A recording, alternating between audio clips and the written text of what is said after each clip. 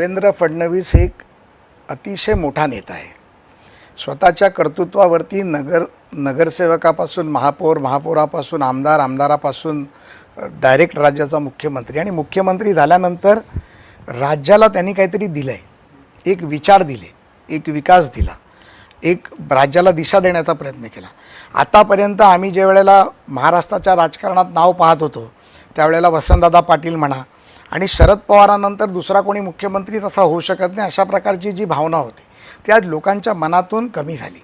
देवेंद्र फडणवीस एक नवीन नाव उदयास आलं जे त्याच तोडीचं किंबहुना त्यापेक्षा अजून चांगलं काम करू शकतील अशा भावनेने लोक बघतात। मी याचा अर्थ पवारसाहेबांना कमी लेखतो असं नाही आहे, परंतु एक तरुण नेतृत्व जे पवारसाहेबांच्या 38व्या वर्षी ते मुख्यमंत्री झाल्यानंतर त्यांनी करण्याचा प्रयत्न केला, तोच प्रयत्न माननीय देवेंद्रजींनी आजपासून 10 वर्षापूर्वी म्हणजे वयाच्या 44व्या वर्षी केला आणि आज राज्याला एक चांगलं नेतृत्व देण्याचा प्रयत्न केला।